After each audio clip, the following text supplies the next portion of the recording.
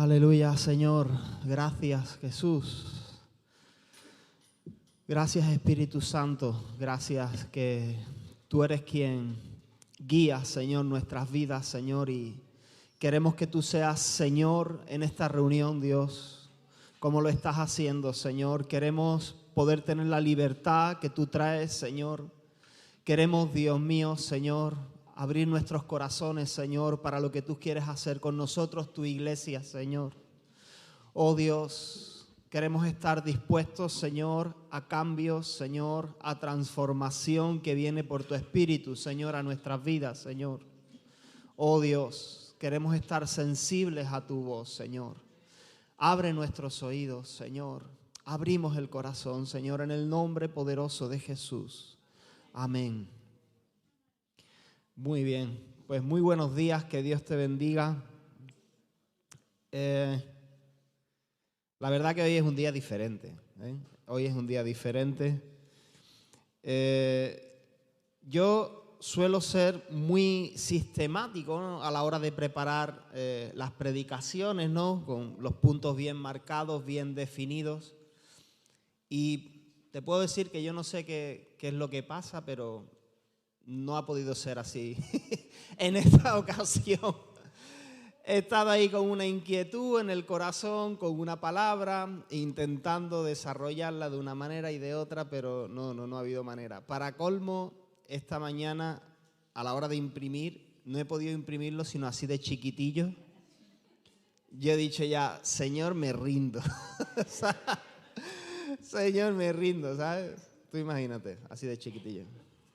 Sí, pues, bueno, pero bueno, confío, ¿no? Viendo también, ¿sabes qué? A veces cuando nosotros nos proponemos y decimos, queremos que el culto sea diferente, queremos hacer algo nuevo y diferente, pues resulta que al final no es tan diferente, ¿no? Porque como nace de una iniciativa humana, pero cuando es el Señor el que está viniendo a interrumpir nuestra rutina, a interrumpir quizá nuestros métodos, nuestras formas, que a veces es incómodo, desagradable, ¿verdad? Nos pone un poquito de los nervios, por lo menos a mí, ¿no? A mí me pone de los nervios cuando el Señor viene a interrumpir mi manera de hacer las cosas, mi rutina, pero te garantizo que es lo mejor que puede ocurrir, ¿no? Porque ahí es cuando es algo donde el Señor ha tomado la iniciativa, donde el Señor está interviniendo y Él quiere venir a traer cambios.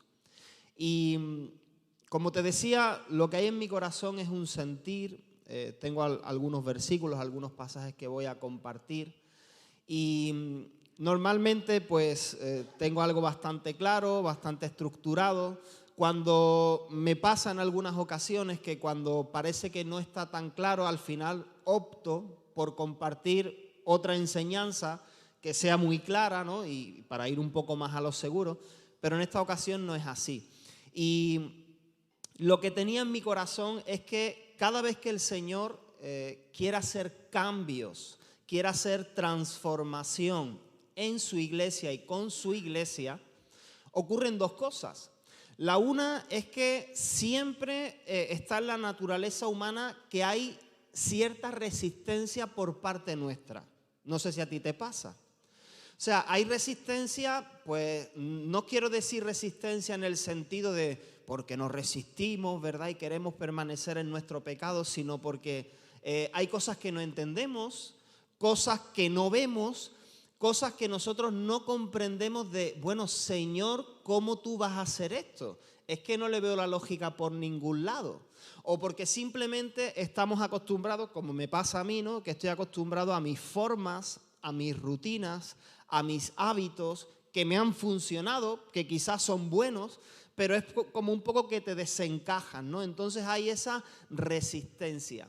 Pero por otro lado, a pesar de que haya esa resistencia en muchas ocasiones por parte nuestra, por parte de la iglesia, hablo de manera general, pues el Señor produce ciertas presiones en nuestras vidas, ¿verdad?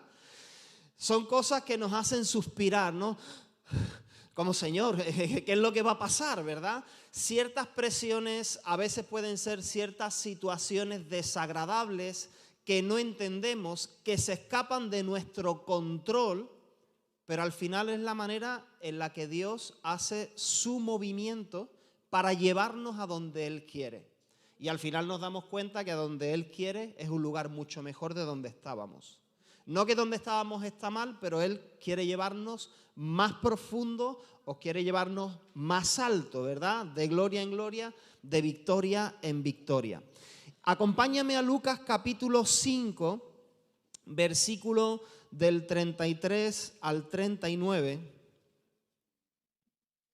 Lucas capítulo 5, versículos del 33 al 39. Y dice aquí la palabra del Señor: entonces ellos, cuando dice ellos, dice ellos le dijeron, y se está refiriendo, no lo dice aquí en Lucas, pero en el Evangelio de Mateo dice que eran los discípulos de Juan que se acercaron a Jesús. Dice, entonces ellos le dijeron, ¿por qué los discípulos de Juan ayunan muchas veces y hacen oraciones, y asimismo los de los fariseos, pero los tuyos comen y beben? Él les dijo, versículo 34, ¿podéis acaso hacer que los que están de bodas ayunen? En Mateo dice, estén de luto, entre tanto que el esposo está con ellos. Mas vendrán días cuando el esposo les será quitado, entonces en aquellos días ayunarán. Les dijo también una parábola. Nadie corta un pedazo de un vestido nuevo y lo pone en un vestido viejo, pues si lo hace, no solamente rompe el nuevo, sino que el remiendo sacado de él no armoniza con el viejo. Y nadie echa vino nuevo en odres viejos. De otra manera, el vino nuevo romperá los odres y se derramará. Y los odres se perderán, mas el vino nuevo en odres nuevos se ha de echar. Y lo uno y lo otro se conservan. Y ninguno que beba del añejo quiere luego el nuevo, porque dice el añejo es mejor. Quédate ahí en ese texto. Pero mira, hace una semana aproximadamente estábamos hablando mi esposa y yo con Daniel de Estados Unidos, ¿no? Por videollamada. Y él pues nos estaba hablando y preguntando, oye, ¿os habéis enterado de lo del avivamiento de Asbury, lo que está ocurriendo en Estados Unidos? ¿Qué pensáis al respecto, no? Nos estaba pidiendo nuestra opinión. Y él también pues nos estaba comentando y nos decía, dice, mira, hay veces que cuando Dios ve que la iglesia no está haciendo lo que tiene que hacer o no está llegando a donde tiene que llegar, ¿vale? Dice, Él interviene y dice, bueno, no estáis haciendo lo que tenéis que hacer, no estáis llegando donde tenéis que llegar, pues entonces intervengo yo, tomo la iniciativa, traigo un despertar, traigo un avivamiento sin que haya ningún otro protagonista, ¿vale? Él nos decía esto. Cuando estaba refiriéndose a que la iglesia no está haciendo lo que tiene que hacer, pues la función de la iglesia es ser luz, es ser sal en medio de la sociedad. Y entiendo, ¿no? Pues que pues la iglesia, yo creo que como iglesia siempre estamos queriéndonos esforzar en ser luz y en ser sal en medio de la sociedad. Pero la realidad es que no siempre logramos hacerlo, logramos conseguirlo o logramos alumbrar o detener la corrupción como debiéramos, a pesar de todos nuestros esfuerzos, ¿verdad? Yo no sé qué opinas tú. Yo pienso, estábamos hablando de Estados Unidos, pero cuando yo pienso en la realidad que estamos viviendo en España, pues uno dice, caramba, se están aprobando leyes tras leyes que son unas burradas, o sea, que son terribles. Leyes que tienen que ver, que son en el ámbito de la salud, en el ámbito de la educación, de ciertos, entre comillas, derechos, pero que luego también todas tienen una parte educativa para la generación que está debajo, para nuestros hijos. O sea, si tú tienes oportunidad, yo sí he cogido algunas de estas leyes como la ley trans, ley del solo sí es sí, ley del aborto, ¿verdad? La ley del solo sí es sí, que es del consentimiento y todo eso. Y yo pues las he descargado y he empezado a echarles un vistazo. Y la verdad es que la mayoría tiene una parte donde se meten directamente en la educación y donde son enseñanzas transversales, es decir, en todas las materias, ¿me entiendes? Y sinceramente yo estoy teniendo que tener conversaciones con mi hija de 9 años que no debería tener, pero que las tengo que tener porque las está teniendo con compañeros en el colegio o porque las está escuchando de otras fuentes. Y no puedo tapar el sol con un dedo. Tengo que tenerlas porque me toca a mí. Claro, ¿qué hago? No la llevo al colegio. Me toca a mí instruirle y decirle qué es la verdad, qué es lo que dice Dios al respecto. Y también cómo defender su postura, claro, al nivel de una niña de 9 años, frente a las posibles situaciones que les toque vivir.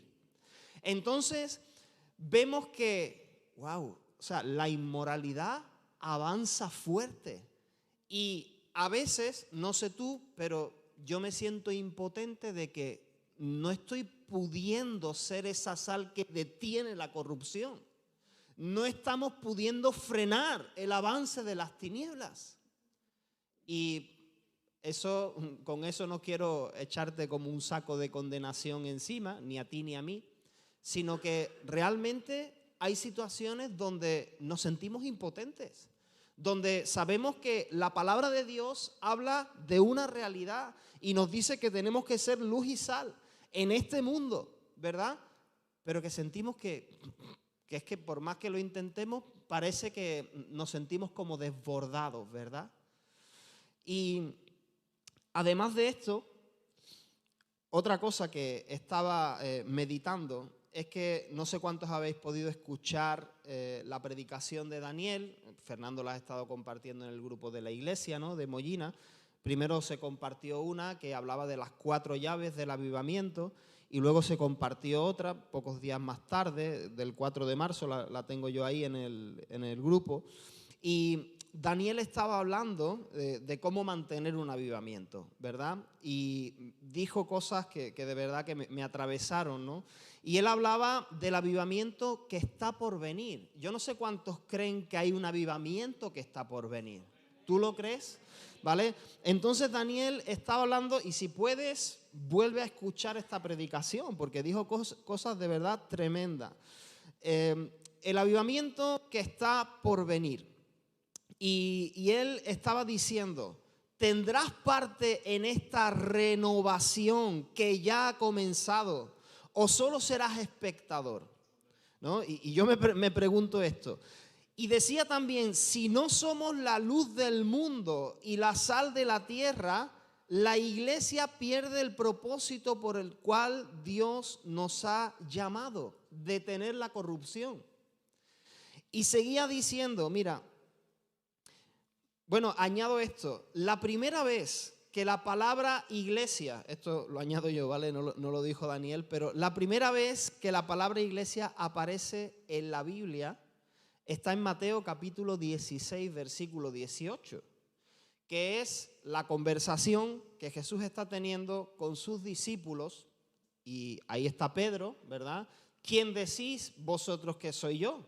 ¿Quién dice la gente que soy yo? Pues cada uno tiene su opinión, pero a Jesús le interesa saber quién pensamos nosotros, sus discípulos, sus hijos, que Él es.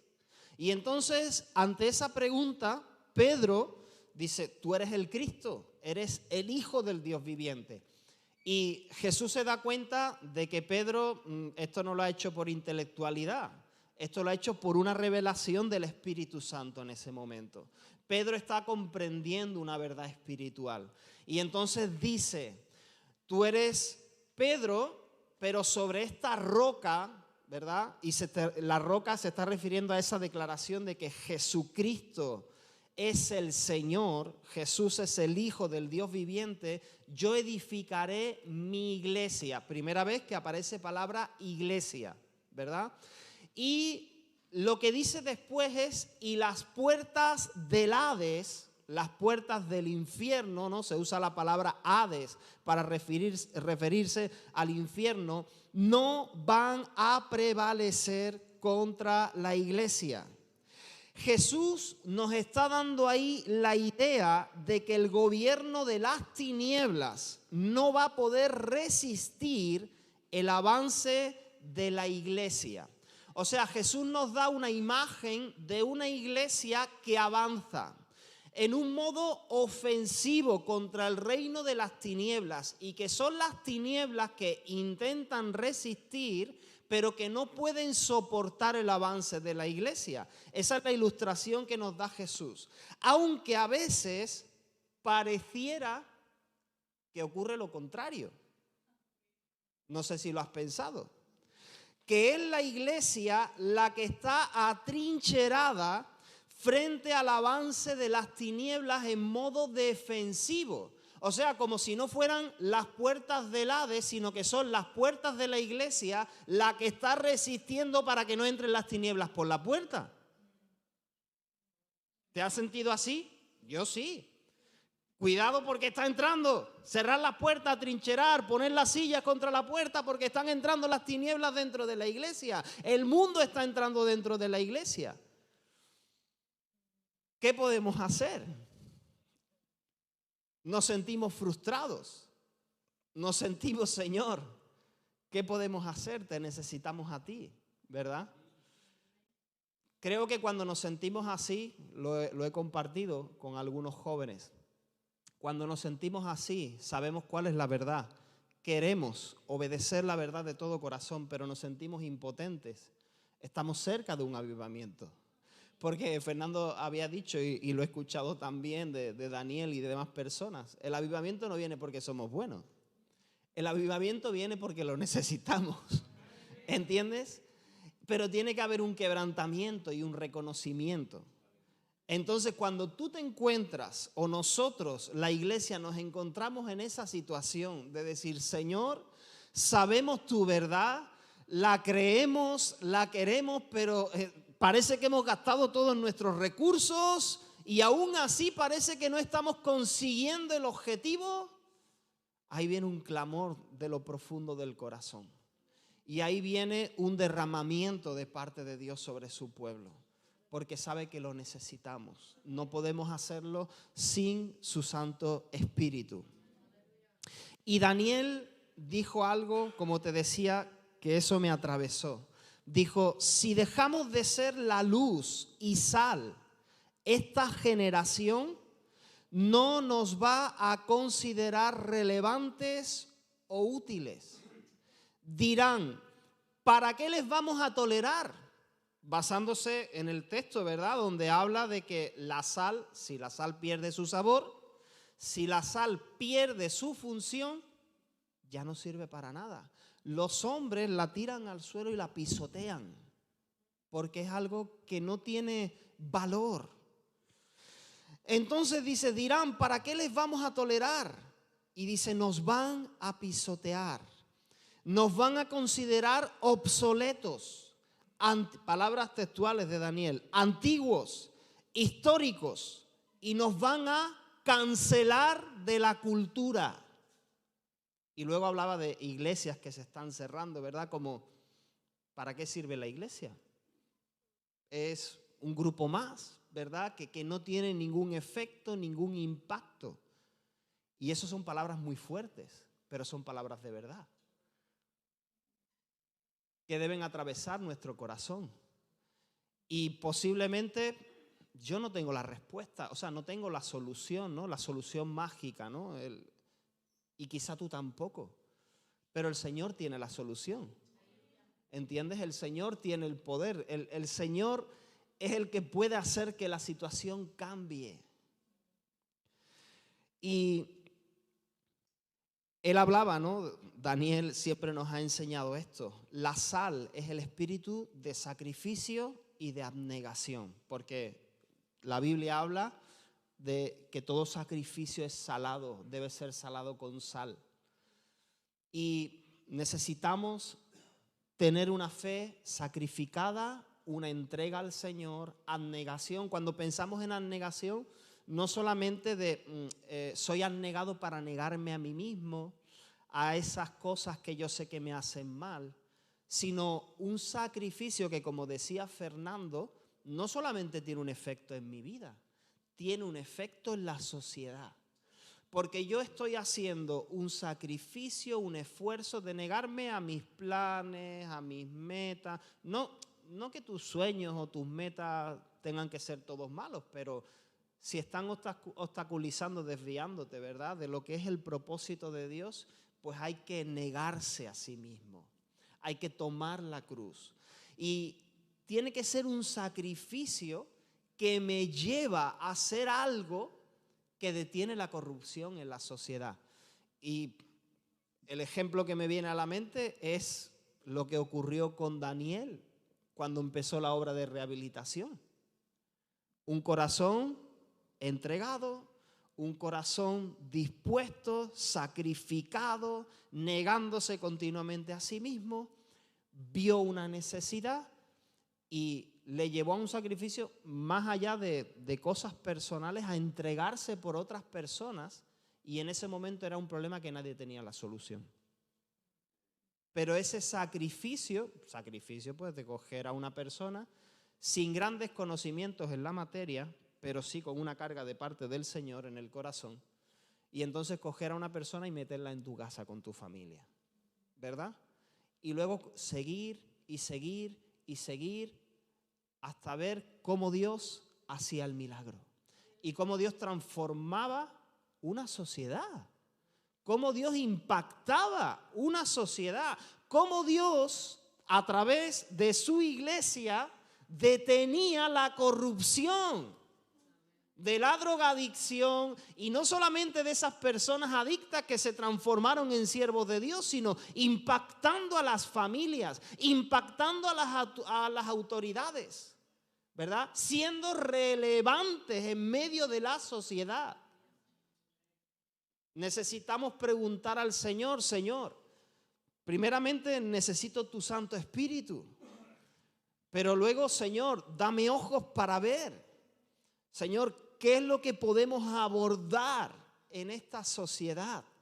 ¿Verdad? Negándome a mí mismo, sacrificándome, para que otros puedan conocerte y para que haya un impacto, un cambio, una transformación, para que la corrupción se detenga. Tiene que ser por inspiración del Señor. Yo no tengo la solución. Y creo que una vez que Dios interviene para traer una renovación necesaria, pues como te decía, a veces suele haber un tiempo de resistencia por parte del pueblo, y a veces, si es cuando Dios está queriendo hacer algo, ¿no?, con la congregación, con la iglesia, puede ser que ya el Señor viene hablando y viene hablando y viene intentando manifestarse, pero nosotros a veces estamos dándole la vuelta a la palabra, ¿verdad?, cogiendo otra parte que no es la que el Señor quiere hacer, y estamos, sí, es verdad, pero seguimos con nuestras rutinas, seguimos con nuestros hábitos, seguimos con nuestras formas, con nuestras maneras, ¿no? Y eso significa que el Señor ya está queriendo traer un cambio, ¿no?, apaciblemente sobre su pueblo. Pero son palabras, ¿no?, que decimos, qué buena palabra, pero luego nos cuesta saltar a ponerla en práctica, ¿verdad?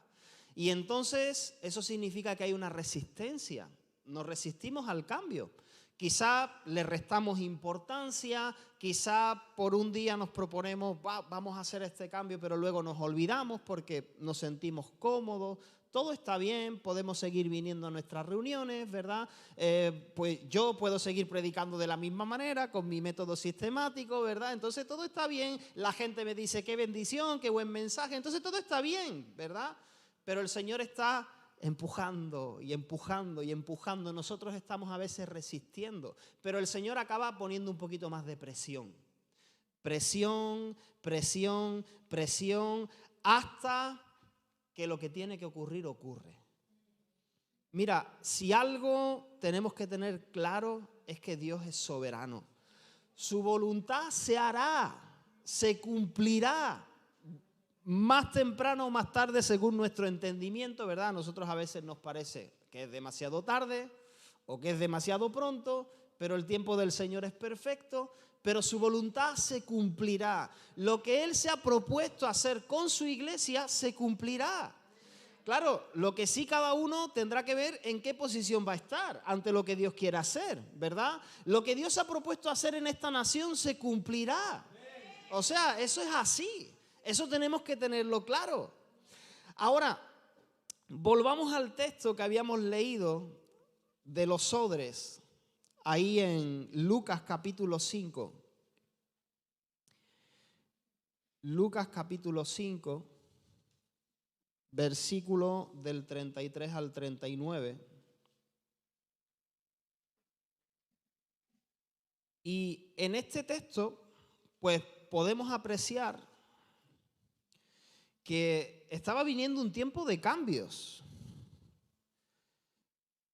Un tiempo de cambios donde los discípulos de Juan Bautista,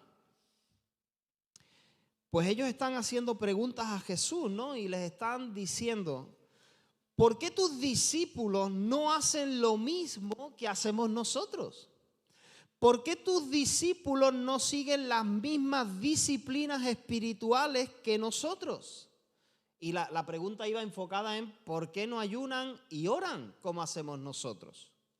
O sea, Jesús sí les habló del ayuno a sus discípulos, Jesús fue un modelo en la oración, pero ellos se estaban refiriendo a que era costumbre, y esto lo hacían los discípulos de Juan y los de los fariseos. En la Biblia, estudiando un poco, tú te das cuenta que quizá la primera persona que aparece ayunando es Moisés. 40 días, ¿no? de ayuno en la presencia de Dios.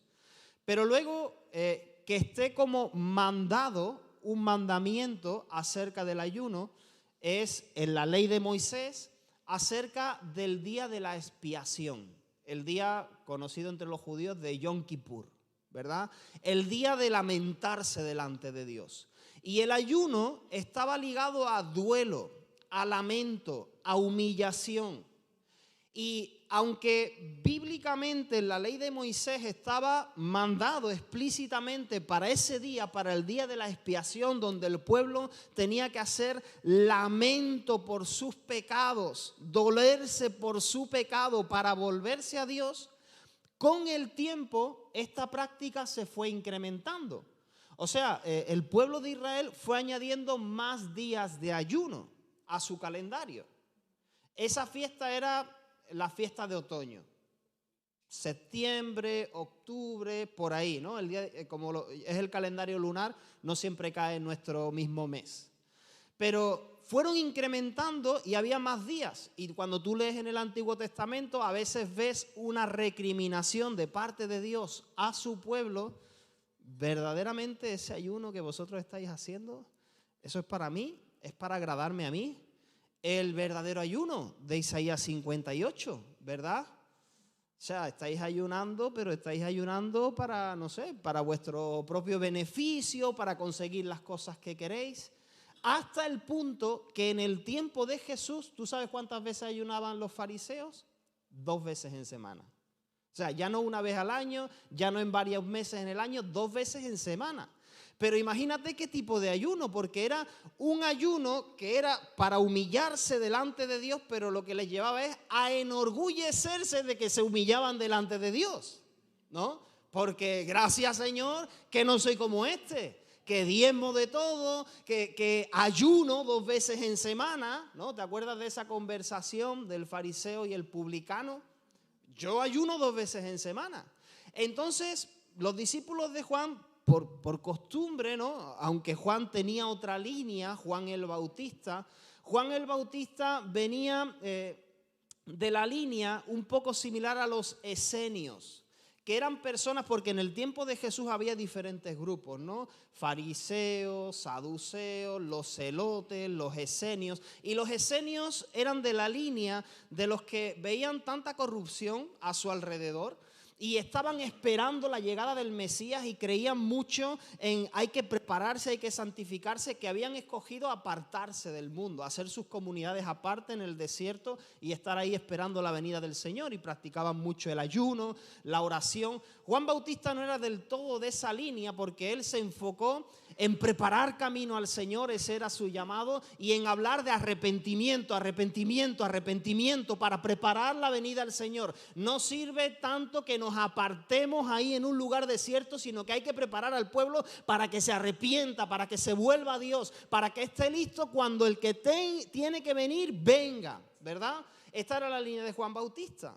Pero entonces resulta que estas eran las prácticas que tenían en aquel tiempo: el ayuno, la oración, y están preguntando a Jesús: ¿por qué tus discípulos no hacen lo mismo? Jesús no les dice que esas disciplinas sean malas, pero les da a entender que sus discípulos están en otro momento, están en un momento especial. Mira, es que no es momento de hacer luto, lloro, lamento, porque ellos están conmigo, con el novio. Es tiempo de alegrarse, de festejar. Ya les va a llegar el momento donde ellos van a tener que ayunar también, ¿verdad? Porque hay tiempo para todo. Entonces Jesús les está diciendo esto: mira, ellos están en otro tiempo.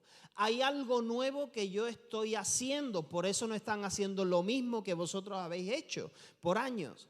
Y entonces Jesús continúa la conversación, enlaza directamente esta conversación con la parábola del remiendo del vestido y con la parábola de los odres. Les dice que al intentar mezclar el viejo ritualismo que hasta el momento había sido bueno con la nueva libertad del evangelio, que es lo que venía anunciando Jesús, se hace peor la rotura del vestido y del odre. Y el vino nuevo se derrama, se pierde. Porque lo que estaban diciendo: ¿por qué no siguen haciendo las mismas cosas que hacemos nosotros?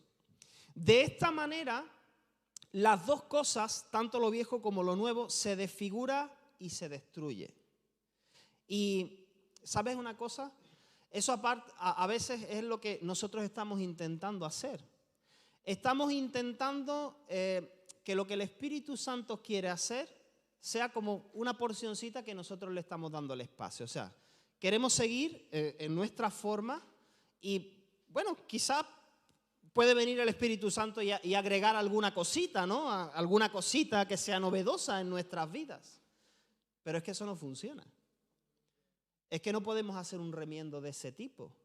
Es que, y lo nuevo no es una nueva moda, un nuevo estilo, una nueva decoración. Lo nuevo no es eso. Lo nuevo no se está refiriendo a edad. Lo nuevo, ¿no? Porque yo que trabajo con jóvenes me encuentro mucho de, no, es que lo nuevo, ¿verdad? Y estoy ahí en medio, ¿no? Entre lo nuevo y lo viejo. Pero es que lo nuevo no se trata de edad, no se trata de una nueva corriente, de una nueva moda, de una nueva... Lo nuevo se trata de lo que Dios quiere hacer nuevo.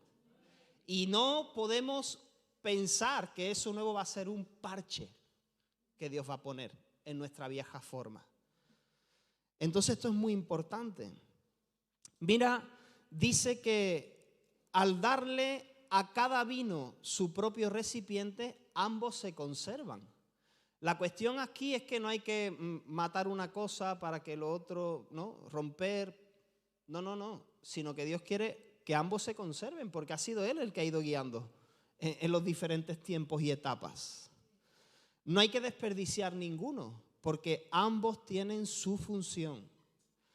También añade que el que ha gustado el vino añejo ha visto resultado, le ha cogido el gusto. Ese va a ofrecer cierta resistencia al cambio y también cierta desconfianza hacia la calidad del vino nuevo, porque dice el añejo es mejor.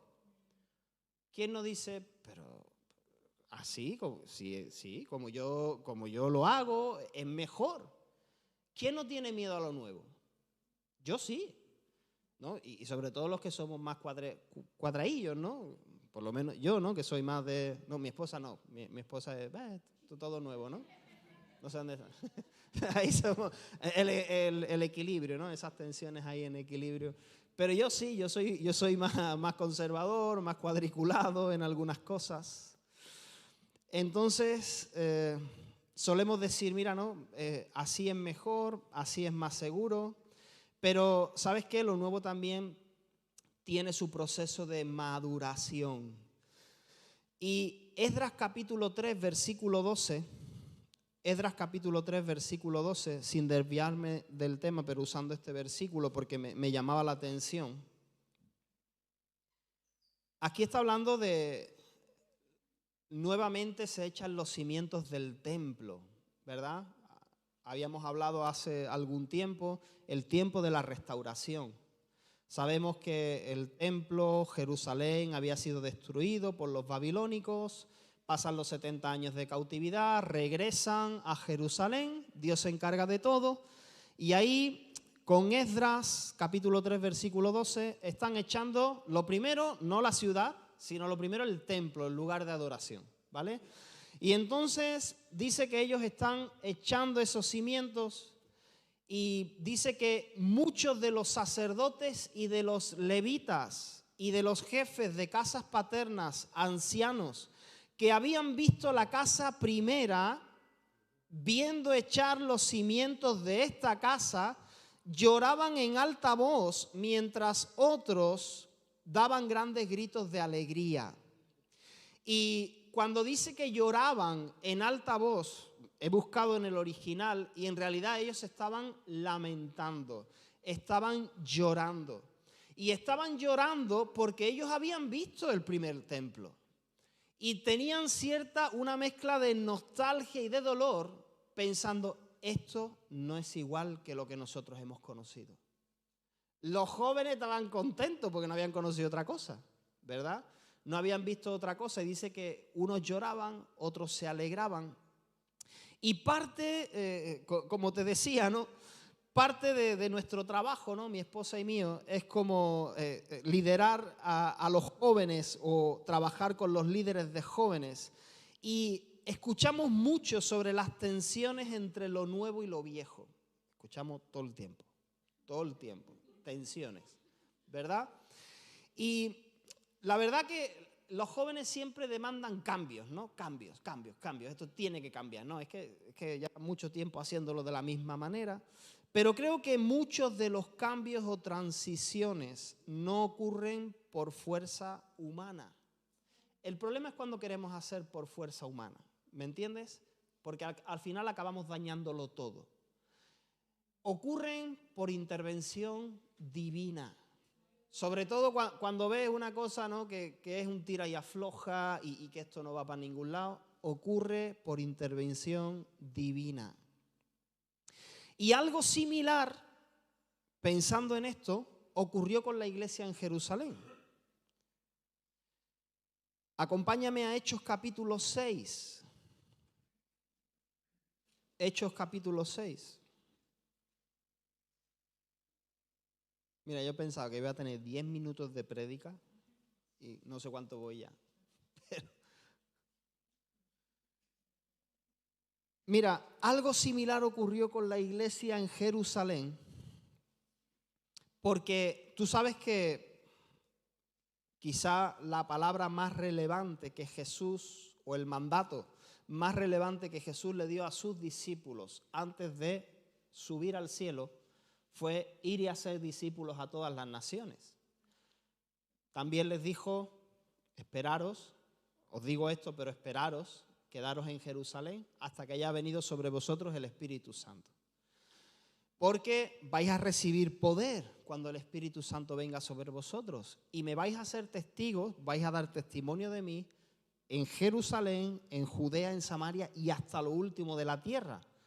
Entonces, las instrucciones están claras, ¿vale? Son concisas, pero resulta que la iglesia, y creo que he hablado de esto en otras ocasiones, la iglesia en Jerusalén, bueno, ahí empieza a haber un mover tremendo, ¿verdad? Primer día de Pentecostés, Espíritu Santo, 3.000 convertidos, no, a más de eso, milagros, señales, prodigios, pequeña oposición por parte de los sacerdotes, de los judíos, pero Dios glorificándose, sanando a un enfermo en el templo y otros 5.000 que se añaden de creyentes, o sea, algo tremendo, ¿no?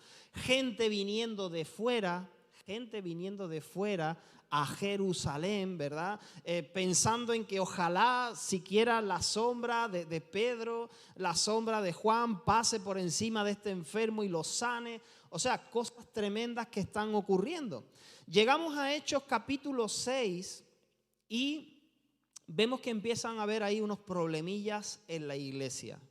Hechos capítulo 6.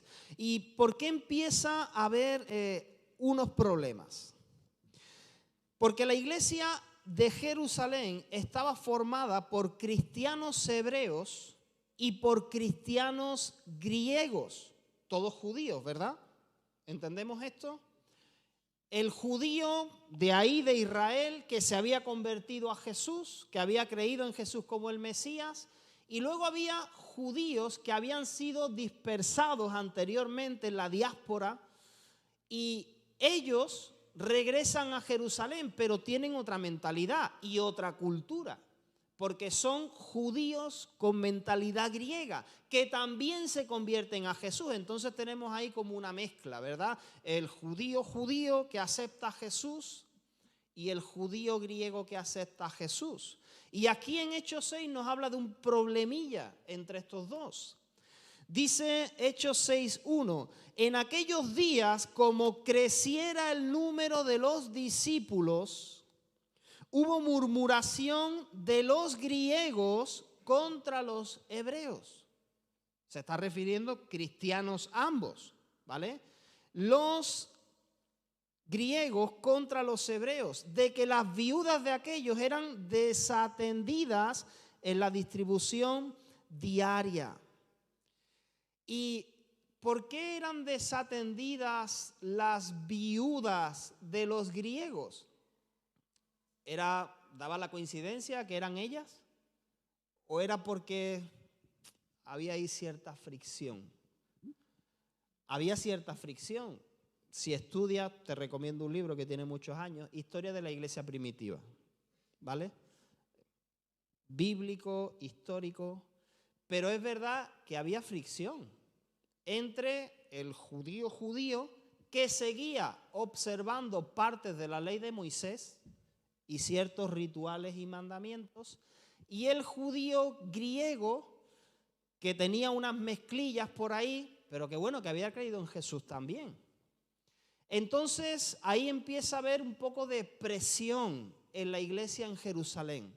Empiezan a haber fricciones.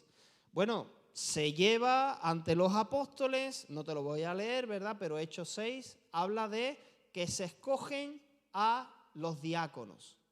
Se escogen a un grupo de diáconos para que hombres llenos del Espíritu Santo, de sabiduría, no cualquiera que se ponga de un lado o de otro, se encargue de que todo el mundo reciba su ración.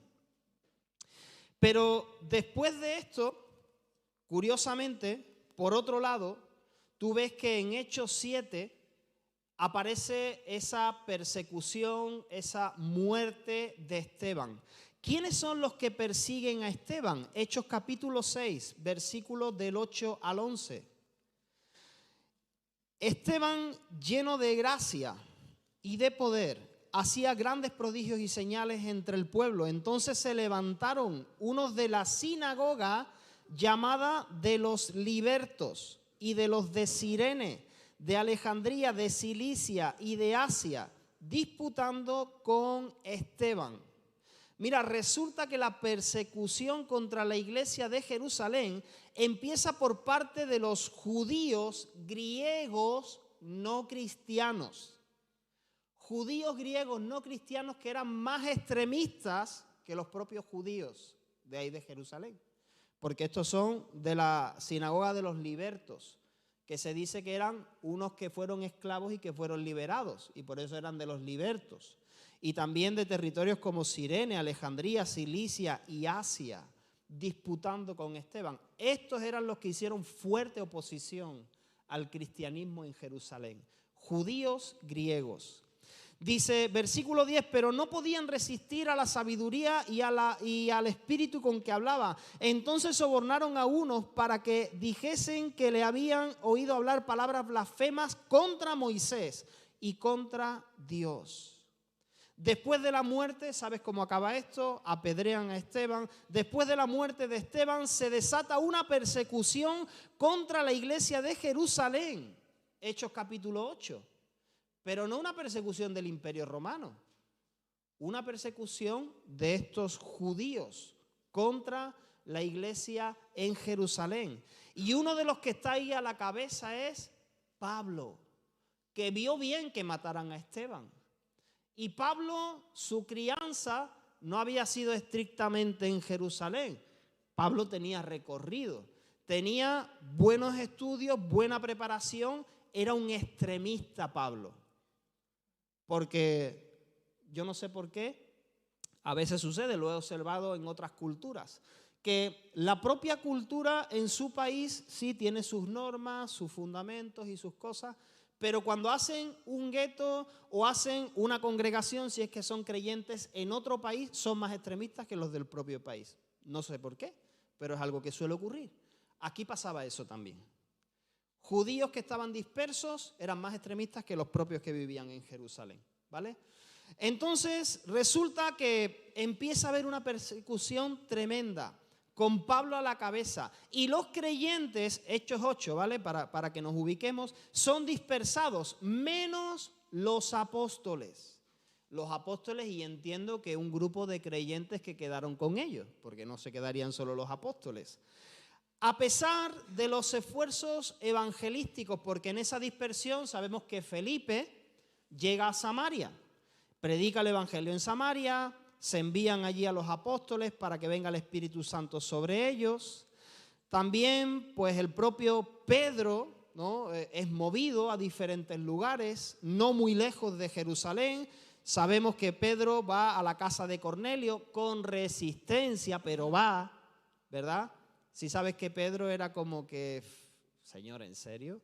¿Me muestras el lienzo? No, ¿yo cómo voy a comer algo inmundo, Señor? ¿No? Si yo soy judío, ¿yo cómo voy a comer algo inmundo? ¿No? Y Pedro estaba con esta mentalidad. Y el Señor otra vez, ahí tienes el lienzo, mata y come, Pedro, mata y come. No llames inmundo a lo que yo he santificado. El Señor le estaba hablando de los gentiles, no le estaba hablando de la comida, aunque la comida también, ¿verdad? Y entonces al final, tú sabes que Pedro cuando llega a casa de Cornelio va porque el Señor se lo ha dicho, pero dice, tú sabes qué abominación es que yo entre en casa de un gentil, ¿no? O sea, que no le dice buenos días, ¿cómo estás? Dios te bendiga. Porque Pedro tiene una mentalidad judía. O sea, Jesús no tuvo problema en relacionarse con unos y con otros. Jesús no le hizo feo a nadie. Pero la gente que estaba con él tenían una cultura. O sea, que tú también, yo también. Yo tengo mi manera de pensar cultural, ¿entiendes? Y hay cosas que se tenían que ir rompiendo, que se tenían que ir transformando. Entonces resulta que a pesar de esos esfuerzos evangelísticos que el Señor permite de Felipe, Pedro, Juan y otros, el evangelio no progresa mucho en Israel. Y la iglesia de Jerusalén se vuelve cada vez más judía. Se vuelve más judía. Ahí tienes que cuando van a visitar Antioquía, Pedro con algunos de los de la iglesia de Jerusalén, Pablo dice, oye, pero ¿no? Estás judaizando, ahora no te quieres juntar con los gentiles, no quieres comer con ellos, porque había cierto recelo de, es que nosotros pensamos como judíos y tú estás aquí con los gentiles ¿no? Y era como una lucha para ellos. Eso está en Gálatas capítulo 2, versículos del 11 al 14, donde Pablo resiste cara a cara a Pedro. Y después te doy rápidamente, para ir ya terminando, datos históricos. En el año 60, después de Cristo, los judíos de Jerusalén, los judíos no cristianos, ¿vale?, planean una revuelta contra los romanos. O sea, decir, aquí viene el reino de los cielos, ¿verdad? Aquí imponemos el reino de Dios a la fuerza. Aquí vamos a hacer una revuelta y nos levantamos contra los romanos. Por esa época, Jacobo, el hermano del Señor y líder de la iglesia de Jerusalén, es asesinado. En el 66 los cristianos dejan Jerusalén. ¿Por qué? Porque la iglesia dijo, no vamos a ser partícipes de esta revuelta. Entonces, para los romanos no hacían gran diferencia que judío, que cristiano. Aquí sois todos del pueblo de Israel, aquí me dejáis de cosas, ¿verdad? Entonces, en el año 66, los cristianos de Jerusalén migran a otra ciudad para no estar relacionados con esa revuelta. Y poco a poco se hace más notoria la separación entre judíos y cristianos. No se puede poner vino nuevo en odre viejo. Eso es histórico, ¿vale? Se separan. No me acuerdo el nombre de la ciudad, lo estaba leyendo esta mañana, pero no lo anoté. Entonces se separa, la iglesia ya no está en Jerusalén. Pero sin embargo, bueno, y en el año 70 ya viene el Imperio Romano y arrasa Jerusalén. Pero en paralelo a todo esto, cuando estás leyendo Hechos, te das cuenta que Dios ha levantado a Pablo. Dios ha levantado a Pablo para ir ¿a dónde? A los gentiles. Él también encuentra oposición judía al ir a los gentiles. Esta fue una de las grandes luchas de Pablo durante su ministerio. Los que venían judaizando, los que le querían perseguir, que tú porque enseñas que no hay que guardar las leyes de Moisés, que tú, hasta al pobre Timoteo le hace que se circuncide porque, mira Timoteo, que yo, váyase que nos encontremos con esta gente, ¿qué quieres que te diga? Circuncídate, ¿verdad? Porque había oposición, había resistencia por parte del pueblo judío. Pero finalmente, la iglesia que comienza siendo judía, 100% judía, ¿no? Jesús judío, sus discípulos judíos, en territorio judío, acaba convirtiéndose en una iglesia gentil. Una iglesia de múltiples culturas, con gente de todos los colores, ¿verdad? Y si te das cuenta, ¿qué es lo que ha pasado aquí? Que ha habido un mover, ha habido una transformación.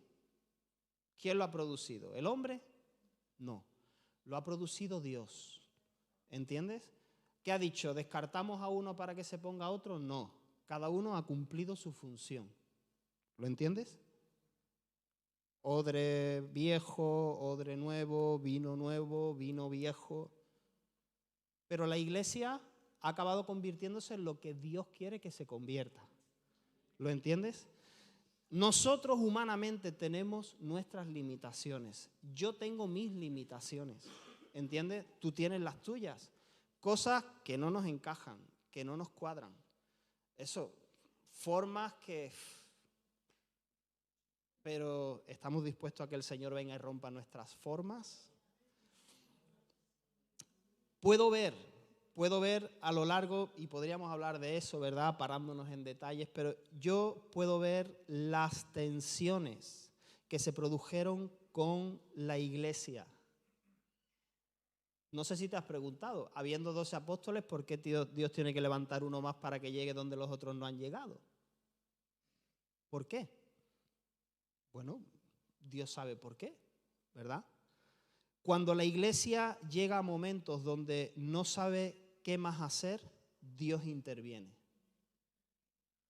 Dios interviene, querido. Esta tiene que ser nuestra confianza. Dios va a intervenir en su iglesia. Dios va a intervenir con su Espíritu Santo. No tenemos que rompernos la cabeza de ¿y qué método vamos a usar? Y qué. Dios va a intervenir. Lo que sí tiene que estar en la disposición de nuestro corazón, Señor. Dios está enviando pequeñas olas de su presencia, pero no podemos imaginar lo que está por venir. Porque cosas que ojo no vio, ni oído yo, ni han bajado a corazón de hombre, son las que Dios ha preparado para aquellos que le aman.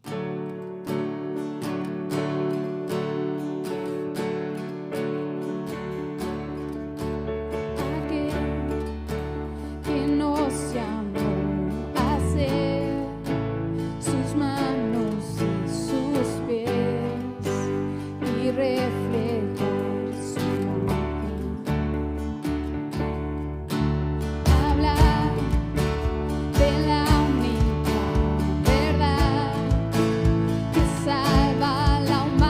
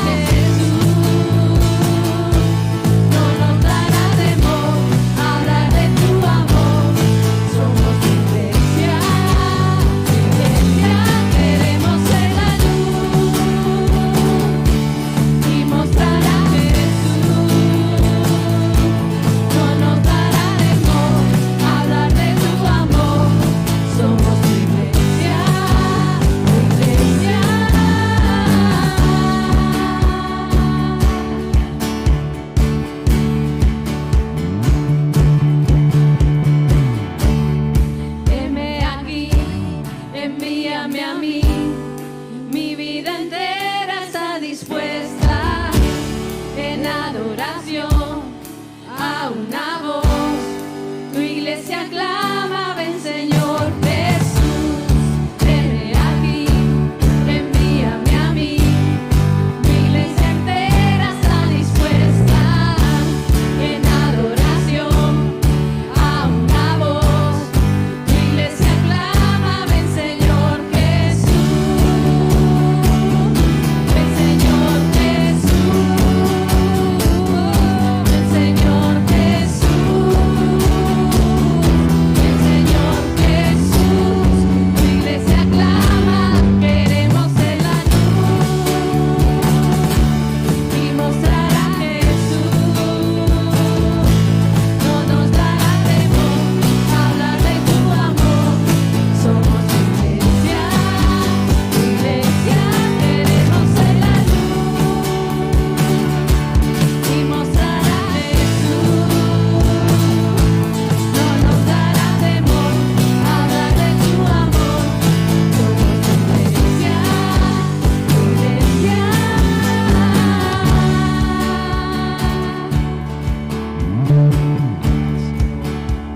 Gracias, Señor, gracias, Señor. Ahí donde tú estás, con tus ojos cerrados, y puedes levantar tus manos al Señor y decirle: Señor, haz conmigo lo que tengas que hacer, Señor. Oh Dios, Señor, yo rindo, Señor, mi vida, Dios mío, a lo que tú quieres hacer con tu Santo Espíritu, Señor. Oh Dios, y prepárate, hermano, hermana. Mira, yo no sé cómo Dios lo hará. Yo no sé qué es lo que Dios quiere transformar, hacer nuevo en medio de su pueblo, pero te garantizo que va a ser toda una aventura. Aleluya, Señor. Mira, yo no sé si habrá personas aquí que Dios moverá a otros lugares, o si de pronto Dios traerá personas de otros lugares a este lugar, quizá con otra cultura, con otro aspecto que quizá nos trastorne un poco, pero que podamos ver que es Dios quien está obrando, es Dios quien está moviendo. Oh Padre, en el nombre poderoso de Jesús, Señor, hemos llegado al punto, Dios mío, de darnos cuenta que no tenemos, Señor, Dios mío, más recursos, Señor. Y estamos, Dios mío, con un clamor en nuestro corazón, Señor, diciendo: hazlo tú, Señor, interven tú, Señor, en el nombre poderoso de Jesús, Señor. Capacítanos tú, Señor. Ven tú con tu Espíritu Santo, Señor. Señor, muévenos, Señor, a ese nuevo lugar donde tú quieres llevarnos, Señor, en el nombre poderoso de Jesús. Espíritu Santo, sorpréndenos. Espíritu Santo, sorpréndenos, Dios mío, sorprende a tu pueblo.